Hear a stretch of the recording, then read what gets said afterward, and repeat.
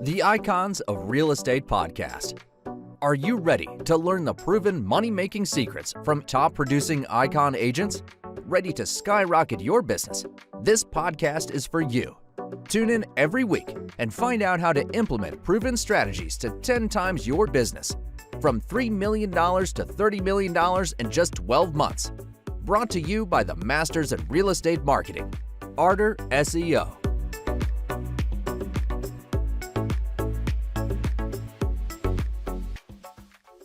Welcome to the Icons of Real Estate. I'm Tim Calloway. We have a very special guest today that's going to talk to us about buying your land. Erika Benson with Gokce Capital. How are you, Erika? I'm great. Thank you for having me. Yeah, for sure. Well, before we get into your processes and really what you're looking for and things like that, I got to ask, had you always been in land deals? Were you a young child of 5, asking your parents, how do I buy land? Or how did you get into this? No, I wasn't always into land. I actually have a background in architecture. So when I was a kid, what I really wanted to do was connect people to nature. And my vision at the time as an 18-year-old was to design buildings that were more integrated with nature. I guess at the time I was sort of thinking of hobbit houses, but there are actually a lot of great architectural projects that do this. Sejima's Weekend House is one example that sticks with me from architecture school. But so that's what I was into when I was a kid. And then in architecture school, I fell in love with this nonprofit. It's no longer around, but it was called Architecture for Humanity. They do humanitarian work, so design in humanitarian situations. And I followed that path for a little bit. I went to Nicaragua for a few years. I worked in the northern country, in coffee country, doing housing and infrastructure projects. And then I joined New York City's Department of Housing Preservation and Development and worked in affordable housing for a while. Nice. And absolutely loved the work. The department was a great place to work. I had wonderful colleagues, great projects, but given that I had been fortunate enough in my 20s to be able to kind of do my own projects, have a little bit of freedom there, sort of felt a little constrained with the 9-to-5, wanted to get into entrepreneurship. And I also wanted to reconnect with the idea of bringing people closer to nature. And I didn't know about land investing before, but when I started looking into different real estate businesses, discovered land investing and thought it was a great way to combine both my interest in bringing affordable real estate to the market with my goal of trying to connect people with nature again. Nice. I like that. When you're kind of, I always say when you wake up one day and realize there's a for others, whether it be nature, other people, or something else, life is a lot better for you, as opposed to a lot of folks we talk to, they're just about chasing the dollar, so I think that's wonderful. So let's talk about who your target market is before I get into really what your process is in buying land. Who is your target market, and how do you find those persons or those people? Well, people buy land for a lot of different reasons. I think it's a very broad market, also very specialized. But in general, I think our buyers fall into 2 categories. They're either looking to buy their own home, whether that's they want to go off grid, or they want a vacation cabin, or they are looking for affordable housing. And one of the best ways to do that is through a mobile home. So trying to buy land and finding somewhere where you can put a mobile home on. And then there's the other subset of people who are looking for recreational property. So somewhere where they can hunt or hike or just go camp for the weekend, kind of get out of the city and recreate. Got you. So let's talk about if I own land and I was looking to sell it. What's that process look like? Once you and maybe I find you online or something to that effect, what does the process look like for you making an offer on my land? Well, there's 2 ways that we acquire properties. One way is people who reach out to us through our website, and it's pretty simple with us. You just fill out a form with your property's information. We take a look at it. We come up with an initial offer. We send a purchase agreement. We do the rest of our due diligence, and then we usually close in-house. Sometimes we'll work with the title company, but most of the time we close in-house. That closing process is usually very fast and very simple. But we also send out direct mail. So we send letters to owners of vacant land, just asking, are you interested in selling? If so, you can go to our website and check out our initial offer. If that's of interest to you, fill out this very simple form letting us know that you're interested, and then we'll finish our due diligence. And again, we usually close in-house. So we try to get through the whole process in 2 or 3 weeks. Now, you in-house financing as well? Yes. So, well, on the acquisition side, we self-fund everything. Okay.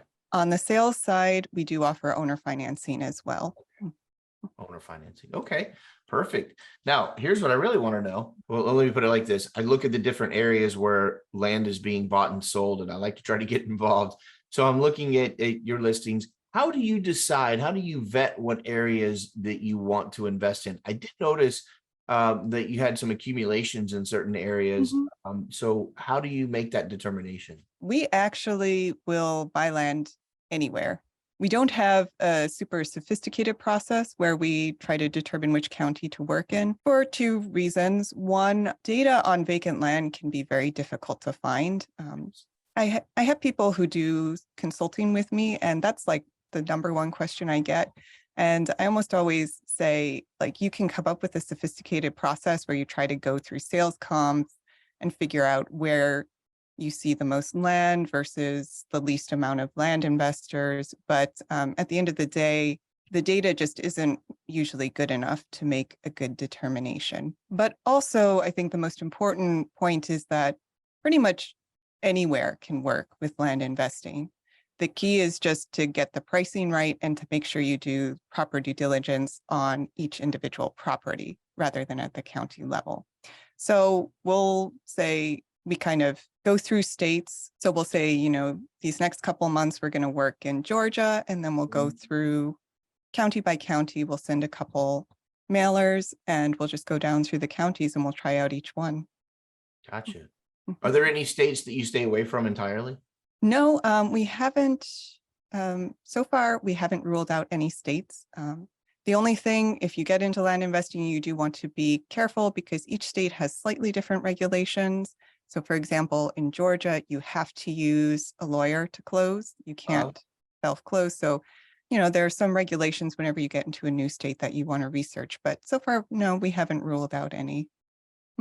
Right. Oh, that's good, though. That's good. I'm in Florida and I'm always looking for land. It is very difficult, super difficult, obviously, for a lot of reasons. But if you have any tidbits about Florida, just let me know. But call me, write me, whatever you can do. Yeah.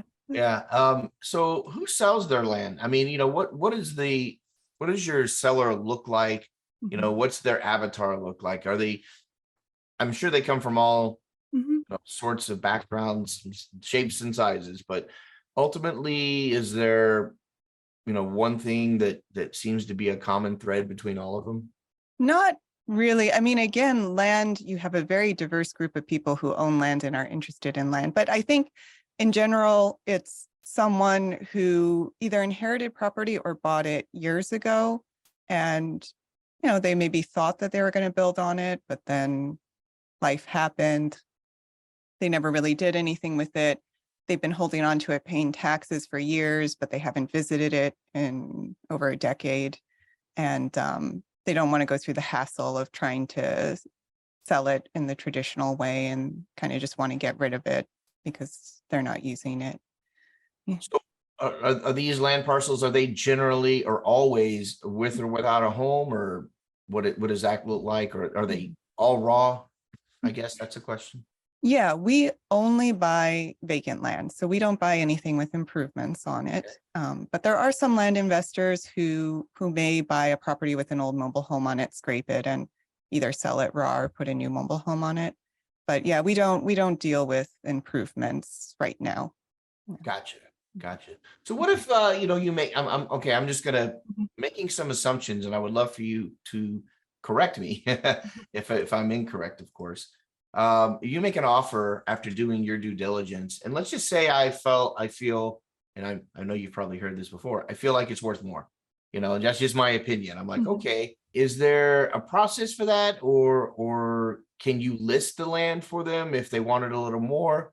Or is it just like, well, no, we can't do a deal. Thank you and goodbye. Or are there other options? Well, so I'm actually not a licensed real estate agent, so I can't list it for them. But if someone's interested in getting into land investing and they are a real estate agent, that's, something they could consider.